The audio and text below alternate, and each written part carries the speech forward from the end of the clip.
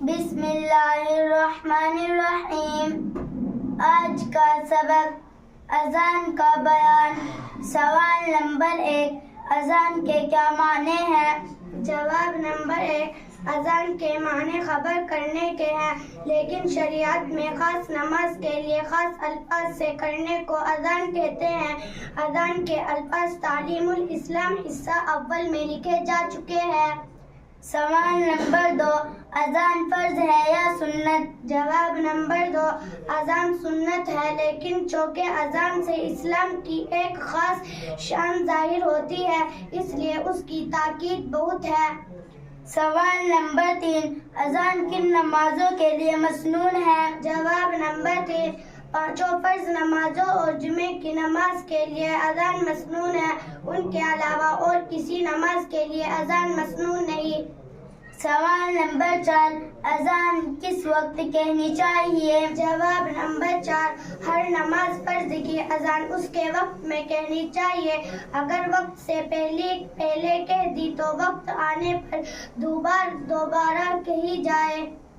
سوال نمبر 5، اذان کا مستحب طریقہ کیا ہے؟ جواب نمبر 4، اذان میں 7 باتیں مستحب ہے۔ نمبر 1، قبلے کی طرف منہ کر کے کھڑا ہونا۔ نمبر 2، اذان کے کلمات ٹھہر کر کہنا، یعنی جلدی نہ کرنا۔ نمبر 3، اذان کہتے وقت دونوں شہادت کی انگلیاں کانوں میں رکھنا۔ نمبر 4، اونچی جگہ پر اذان کہنا۔ نمبر 5، بلند آواز سے اذان کہنا۔ نمبر 6، حی علی الصلاۃ کہتے وقت دائیں جانب اور حی علی الفلاح کہتے وقت بائیں جانب منہ پھیرنا۔ نمبر 7، فجر کی اذان میں حی علی الفلاح کے بعد الصلاۃ خیر من النوم 2 بار کہنا۔ سوال نمبر 6، اقامت کسے کہتے ہیں؟ جواب نمبر 6، اقامت بھی فرض نمازوں کے لیے سنت ہے، فرض نمازوں کے علاوہ کسی نماز کے لیے مسنون نہیں۔ سوال نمبر 7، اقامت کہنا کیسا ہے؟ جواب نمبر 7، نہیں بلکہ صرف مردوں کے لیے سنت ہے۔ سوال نمبر 8، کیا اذان اور اقامت مردوں اور عورتوں دونوں کے لیے سنت ہے؟ جواب نمبر 8، اذان بے وضو کہنا جائز ہے، مگر اس کی عادت کر لینا برا ہے، اور اقامت بے وضو مکروہ ہے۔ سوال نمبر 9، بے وضو اذان اور اقامت کہنا کیسا ہے؟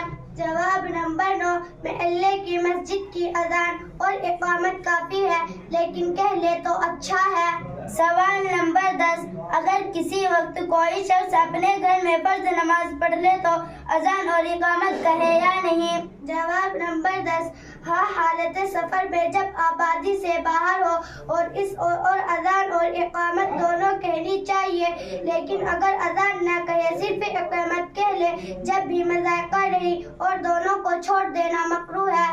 سوال نمبر 11، مسافر حالت سفر میں اذان و اقامت کہے یا نہیں؟ جواب نمبر 11، اگر اذان کہنے والا موجود نہ ہو یا موجود تو ہو مگر دوسرے شخص کے اقامت کہنے سے ناراض نہ ہو جائے، لیکن اگر اس کو ناخوشی ہو تو مکروہ ہے۔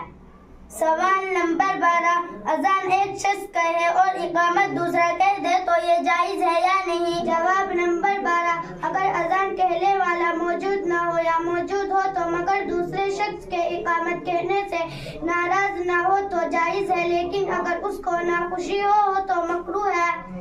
سوال نمبر 13، اذان کے بعد کتنی دیر ٹھہر کر اقامت کہنی چاہیے؟ جواب نمبر 13، مغرب کی اذان کے سوا اور سب وقتوں میں اتنی دیر ٹھہرنا چاہیے کہ جو لوگ کھانے پینے میں مشغول ہو یا پاخانہ پیشاب کر رہے ہو وہ فارغ ہو کر نماز میں شریک ہو سکے، اور مغرب کی اذان کے بعد بقدر 3 آیتیں پڑھے کہ ٹھہر کر تکبیر کہے۔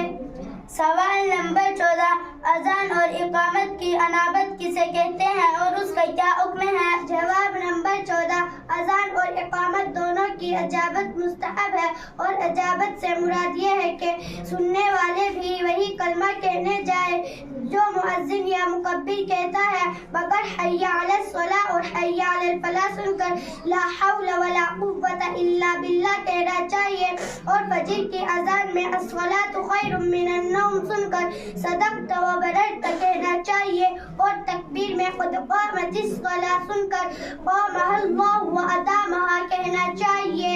سوال نمبر 15 اذان کے بعد کیا دعا پڑھنی چاہیے؟ جواب نمبر 15 اذان کے بعد یہ دعا پڑھیں: اللہم رب هذه الدعوة التامة والصلاة القائمة آت محمد الوسيلة والفضيلة وابعثه مقاما محمودا الذي وعدته إنك لا تخلف الميعاد.